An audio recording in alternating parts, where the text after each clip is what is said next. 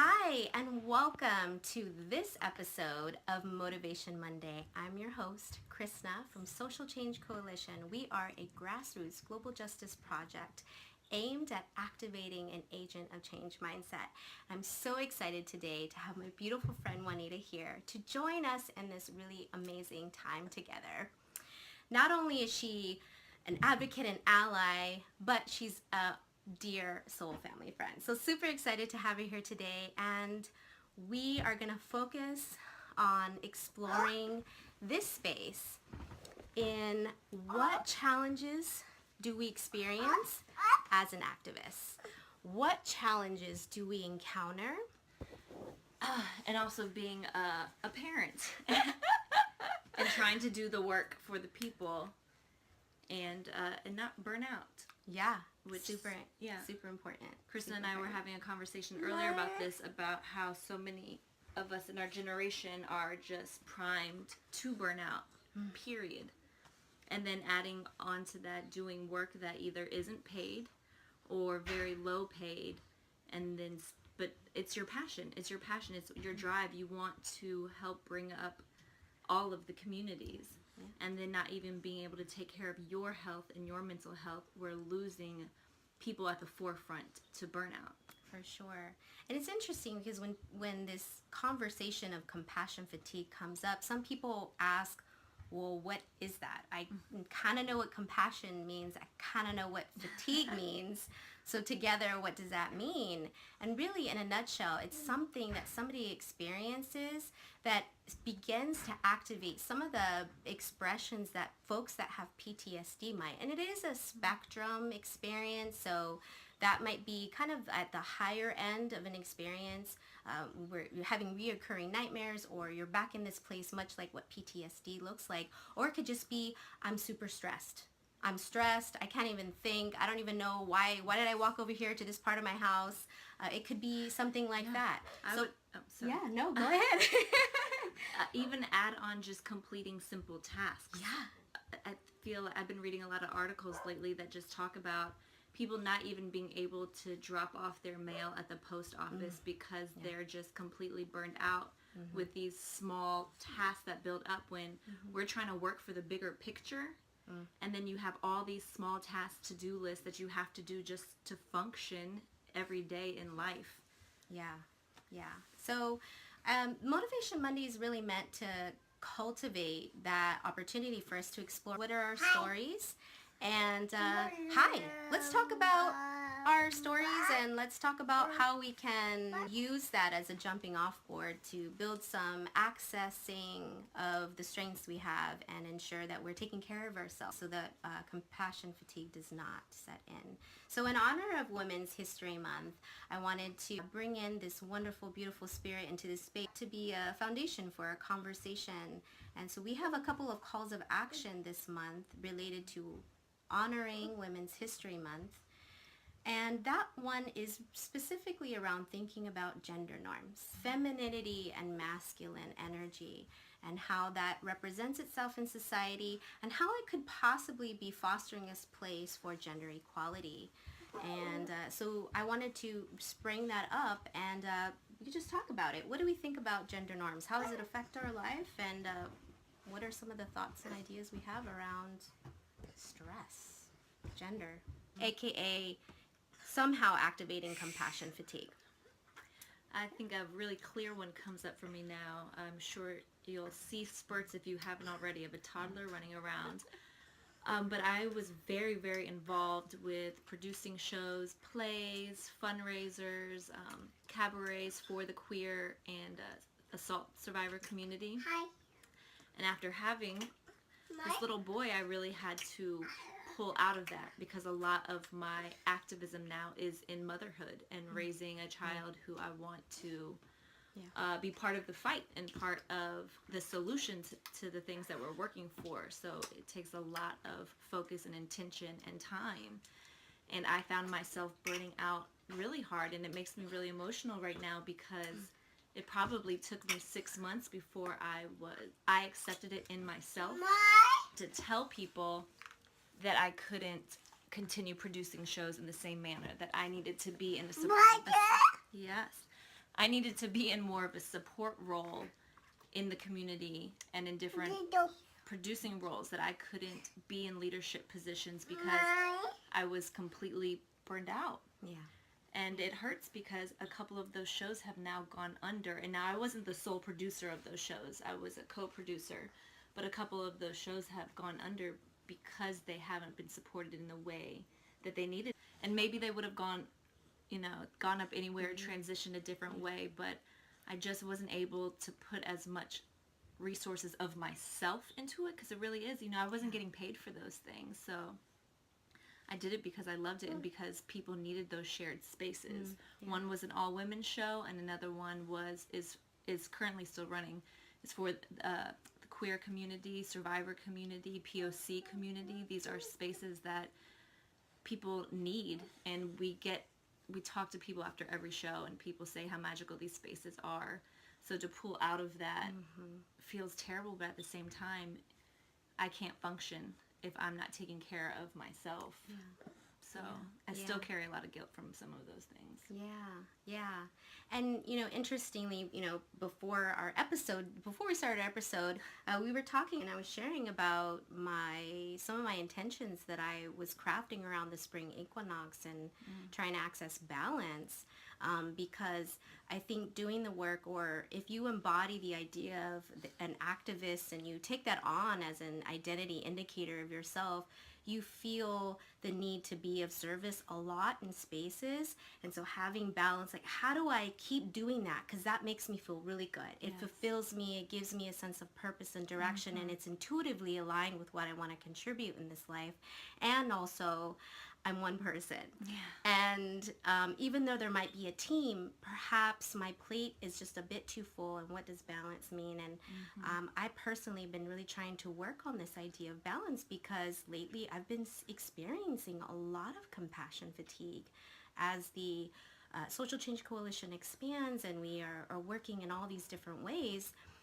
I too feel that is something that exists, and sometimes we gotta, listen to our inside screams, Listen to your inner child. Listen to that inner part of you. For me, I don't want to give up things per se, but I want to have balance so that I could feel like I'm taking care of myself, but also engaging with the energy exchange I want to offer to community and addressing some of these really, important topics. And as somebody who identifies as female, who's been with privilege assigned that gender from birth, having that ability to flow fluidly through society in that way, gender norms have impacted me greatly, because to be a woman is to embody really strongly feminine characteristics. And as a woman entrepreneur, somebody who's very independent and self-reliant, so gender norms, what does that mean for you? What does femininity mean for you? How has gender influenced the construction of how you feel about yourself, your self-expression? What does that look like for you? Because we have femininity and masculinity so polarized with gender, it's really challenging when you feel like you have characteristics that don't necessarily align, right? So to be very feminine is also associated with being passive, with being kind, with being nurturing. And yes, I'm kind. Yes, I'm nurturing, but I'm also very, very, I'm a female entrepreneur. I'm very independent. I have a lot of ideas and motivations that I feel very comfortable with doing on my own, moving in my own direction. And why can't that be considered a female quality? Exactly. And then that's a masculine quality to pursue your dreams and passions and to be a leader.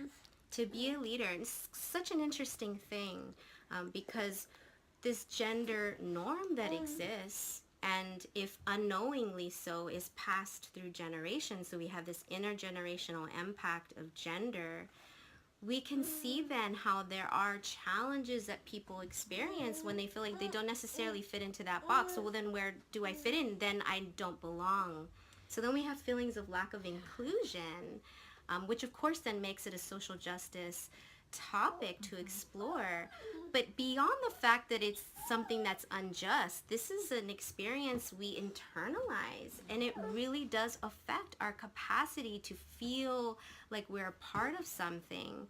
And even thinking about that further, if you yourself don't feel like you mesh with something, how can you want to be a part of something? And so if you don't feel included, how are you included? Yeah. And so it makes sense why there's all these different groups of folks, and they all feel very unique, and of course they're unique in their differences, but there's also this overlapping commonality, and so we polarize, and then people don't necessarily work together. And then we have further feelings of lack of inclusion that persists a And lot.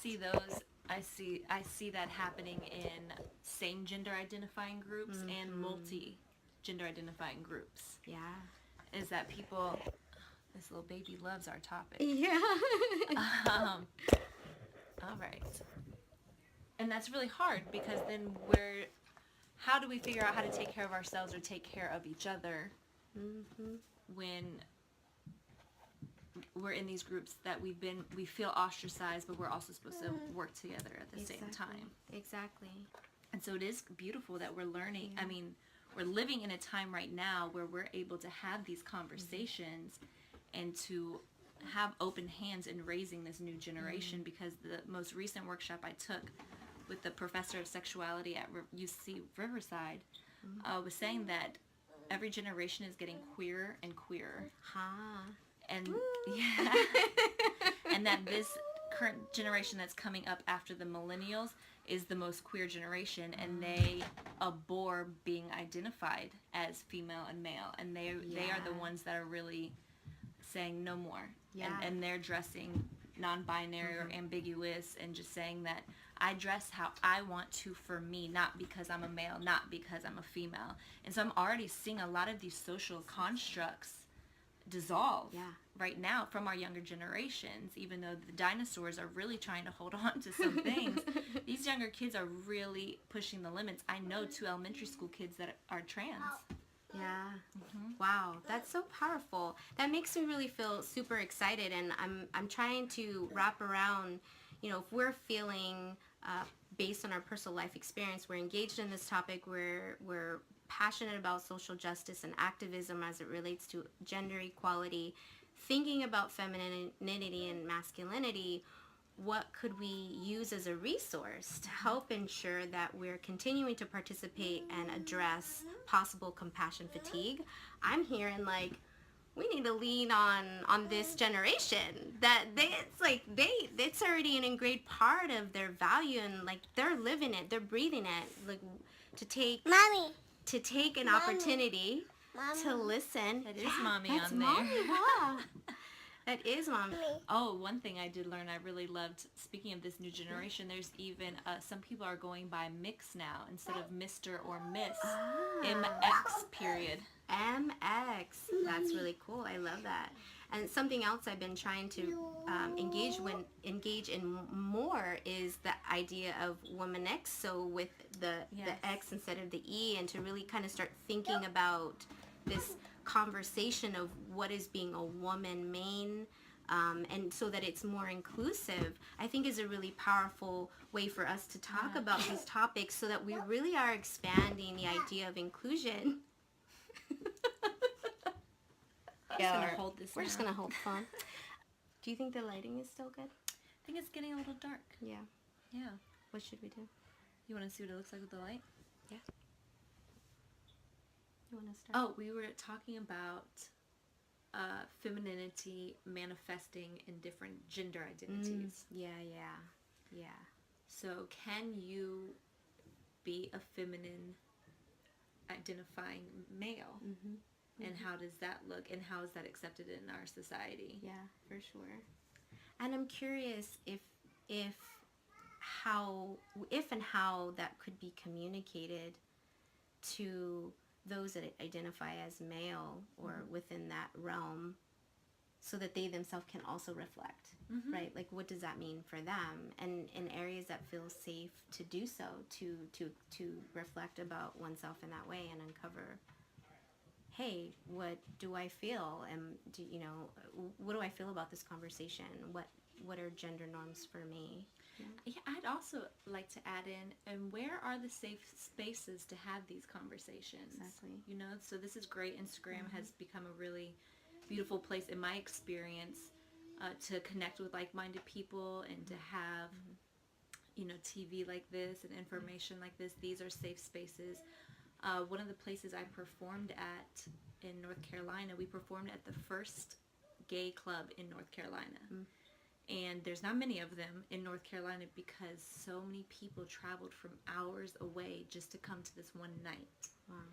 And it made me realize how special it is that I'm able to live in Los Angeles, where there's many safe spaces and queer spaces and feminine spaces and mixed spaces. Yeah. And then to go somewhere outside of my comfort zone and say, wow, people need safe spaces so bad. They're willing to drive 3 hours to go to one night just to be themselves and to connect with other people where they feel safe to be themselves and to let those people be themselves.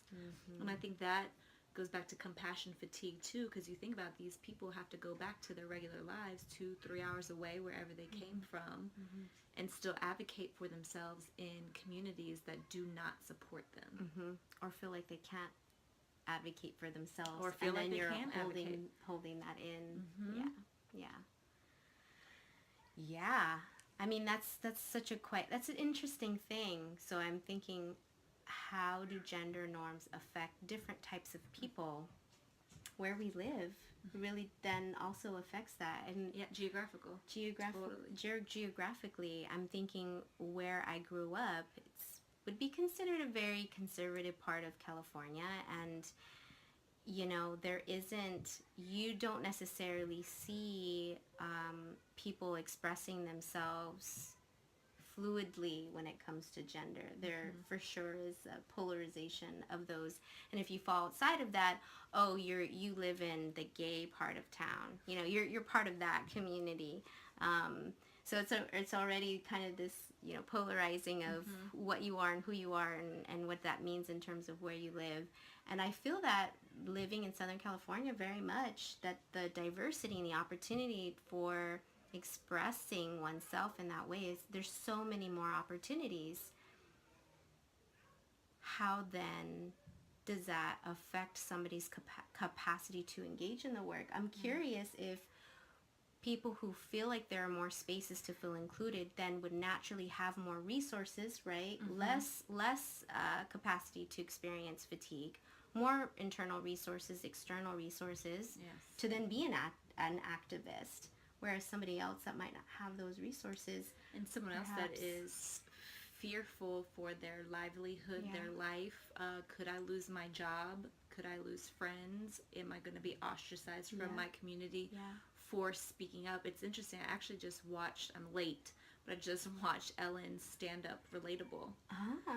And she talks about how everyone that was making money off her told her, do not come out, do not come out, do not come out. And as soon as she came out, she lost her show.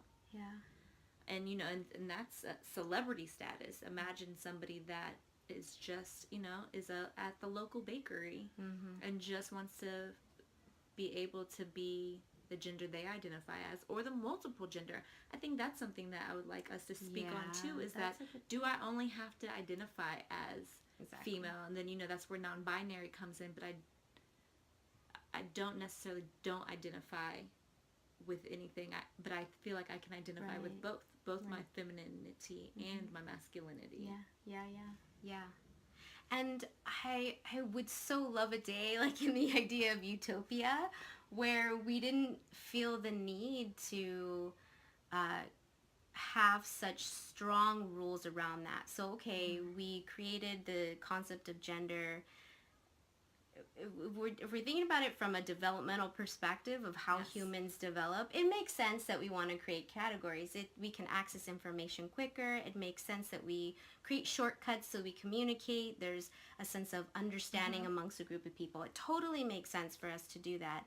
However, the creation of that polarizing in such a degree, which we understand, right? It's part of power and privilege and control, right? True. When we start polarizing characteristics at something like what we were sharing, masculinity representing leadership, the capacity to take on that, we then start talking about systems of power and control and hierarchy. No, but something it raised for me too is that in addition to it being about power and control, a lot of these reasons we put things in boxes too is because it's a very primitive thing that we used to do. For sure. You're different, that means I could die. You know, so we put things in boxes so we can be like, that thing I can go near, that thing I can't go near, this is where I live, these are my people.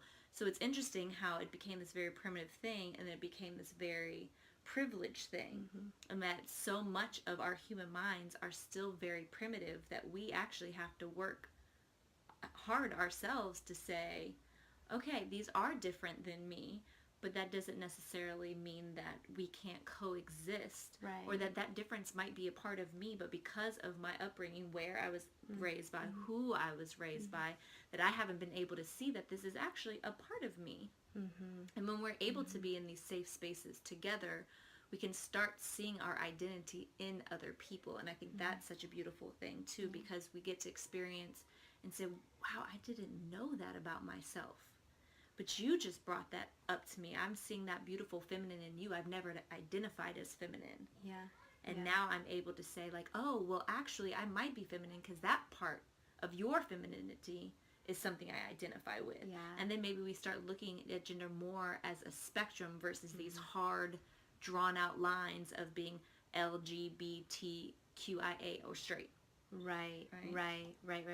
Oh, that's where I was going. The utopia. There you right? go. The utopia of dissolving how that places limitations and who can and cannot be included in certain spaces. That somebody can use any term. I can continue to use female, and that doesn't necessarily mean that I don't have many masculine qualities. Or use binary and not use polarization of those characteristics, but know that they too can have a spectrum of characteristics. That would be my utopic world, you know.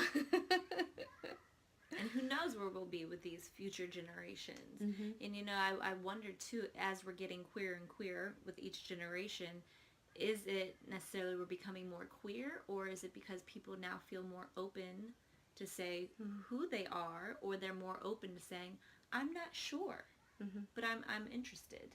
You know, I'm curious. You know, I'm falling somewhere in the middle, because that's what a lot of it really had shown on the latest studies, is that people didn't fall very hard on the male or the female or queer or straight. People are feeling in the middle. Yeah. That's so interesting. It's wrapping around to what I mentioned earlier. Like, wow, we could just lean on the folks that are feeling like, I'm totally embodying this, and this is who I am, and this is where I am, to give a sense of direction or strength in the work and the conversation of gender equality that continues to persist. And we could have taken this conversation in so many different directions, you know. Talking about so many different things, from like social positioning to like wage gaps to, you know, all these different conversations, over sexualization I was sharing about my own personal of females, and also of, you know, in a lot of cultures of young boys too. So it goes across many of the genders, and then depending on what your body type is like, how you're sexualized, especially as you grow up, you know. Yeah, for sure. Going back to the compassion fatigue, I'm so fascinated by this topic of compassion fatigue, and then also gender identities, because I feel like traditional feminine roles that people see, like we're both mothers. I'm a mother of a small person right now, and how much is put on me as the mother, even though I'm married and I have a very involved partner that's also raising my son. But still, how much falls on myself at the end of the day, whether it's because that baby is coming directly to me, or it's because I'm viewed as a mother in this society, that I am seen as not being able to do as much as the father figure. Yeah. For sure. And I think it's interesting because regardless of the age of the child, that continues to persist. We've talked about this, I don't know if that will change, if anybody has experiences, yeah, put comments I below. definitely want to hear some comments on Yeah. these topics we're talking about, because, we're just fleshing them out and talking about it. We clearly, I don't know anybody that has the answer, right? Because we're humans and we're constantly evolving. So I'd love to hear any information or thoughts or feelings or opinions or your experiences on having dealt with this. Now, did you feel tapped out while raising him? And, Oh my and God, also, yes. did you feel people trying to put gender roles on him Oh, yeah.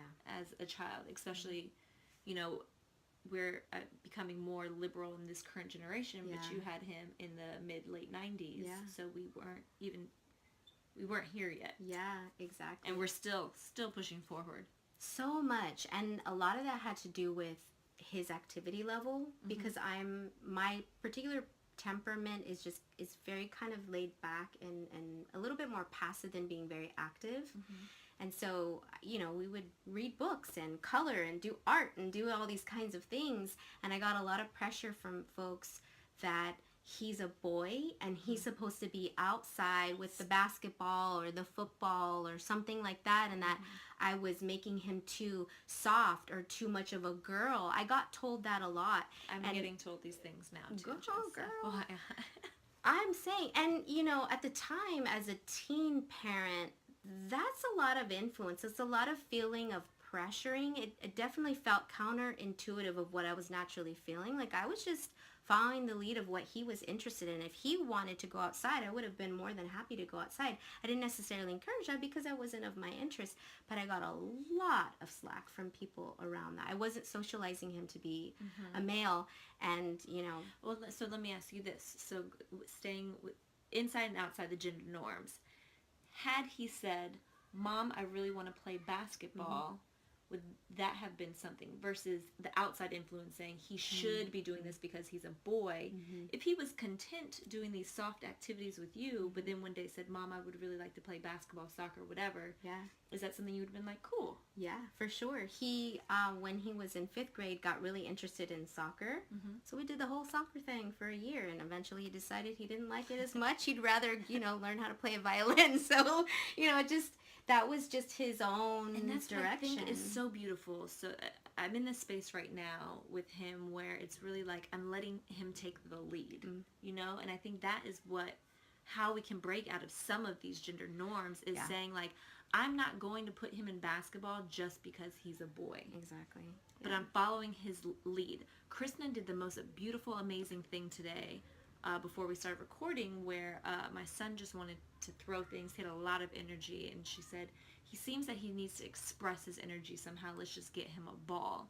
And so I was just wrapped up in trying to do all the things today that I didn't see that, but she was able to see that. And I think that even if that had been a little girl today, Krisna would have said the same thing.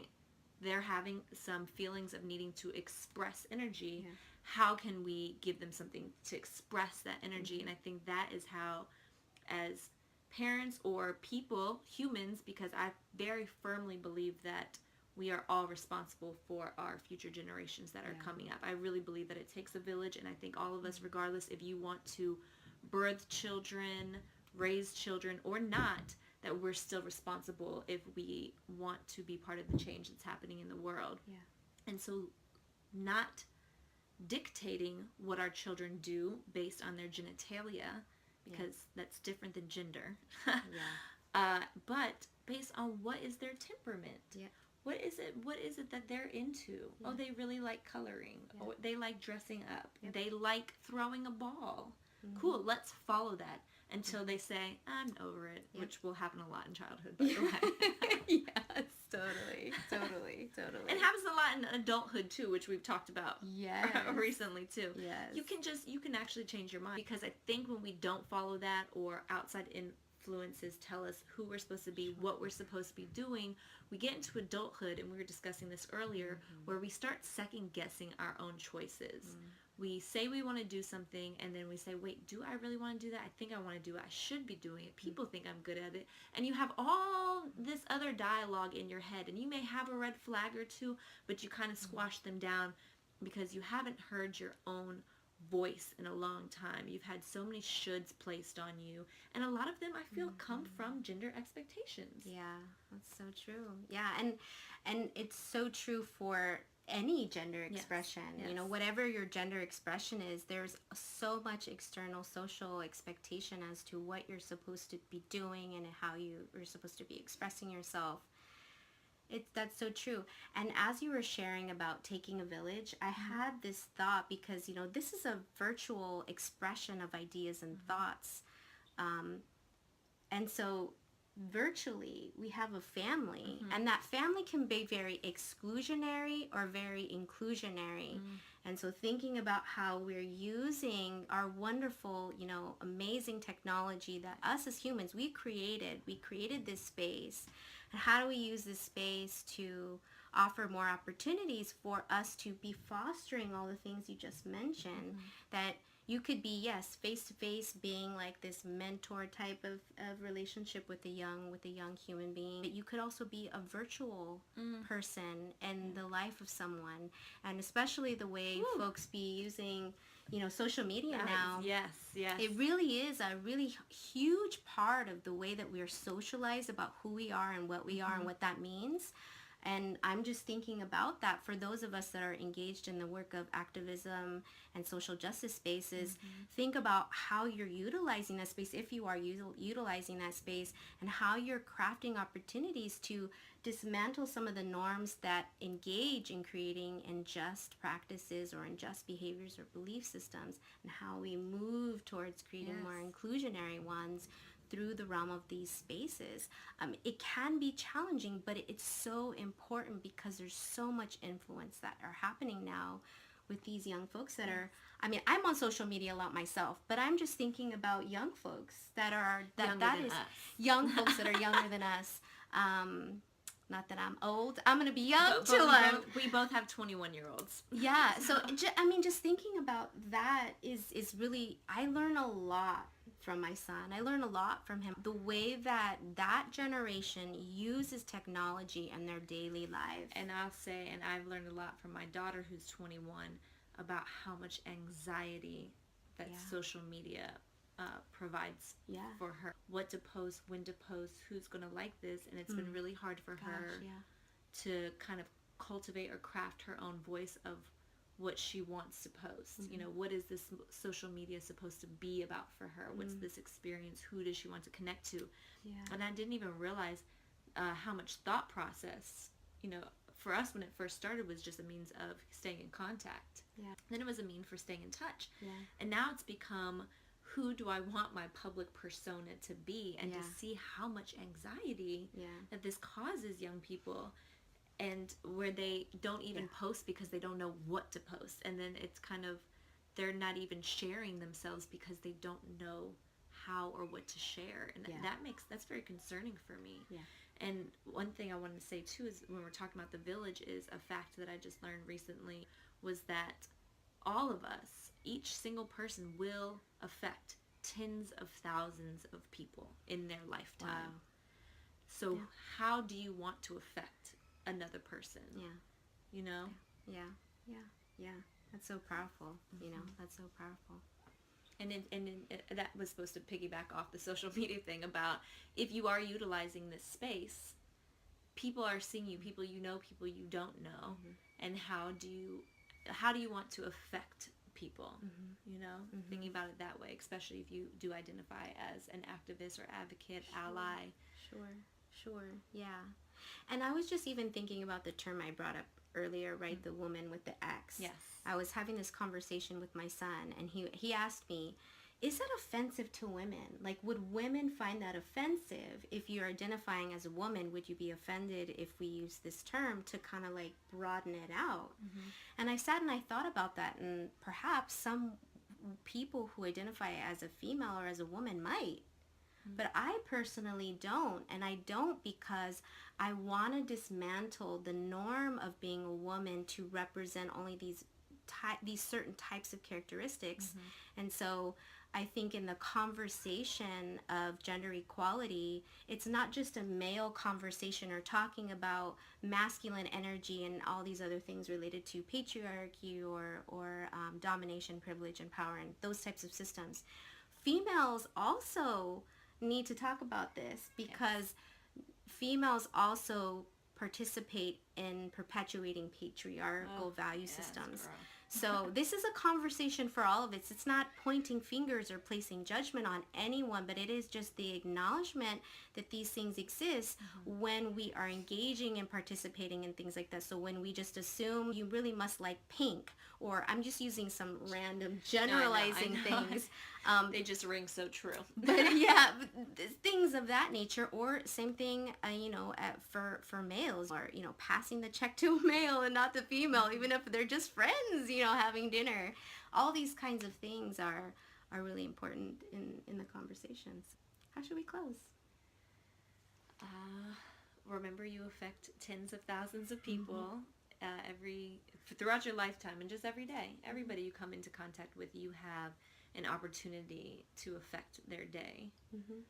And I would just say, challenge yourself if you think you know about gender norms or you don't know about gender norms. If there's a term that we've used today, the gender spectrum, gender fluid, non-binary, if any of those things are either new to you or you've heard but are not really sure about, I would say look it up and start a conversation with somebody. Yeah, for sure. And knowing that just part of that exploration can be such a great outlet in ensuring you're taking care of yourself and exploring what this means for you, to ensure that we can continue to engage in the conversation further and create change so that we dismantle norms that are unjust and are exclusionary and begin to rebuild something more beautiful that's more inclusionary for folks. And there's nothing like filling you up when you do feel fatigued by being around a community that loves you and supports you and sees you for exactly who you are. So we hope that this Motivation Monday episode has offered you an opportunity to think about what gender norms mean to you and feel a place to begin to explore that for yourself. A safe place, a place that is included for you to explore. And if you like the video, you have comments, you want to share a personal story, please drop comments below. We would love to hear what you have to say and give us some inspiration for the next time that we come together. So thank you so much for coming and hosting our beautiful Motivation Monday. Next time, we're going to be exploring the idea of environment and activism around environmental issues and topics and how that might create some feelings of fatigue. So I hope that you join me next time. Hopefully we can talk Juanita to coming in one of our next Motivation Mondays. And I want to thank you, sending lots of love to everybody. I hope that you have a wonderful day.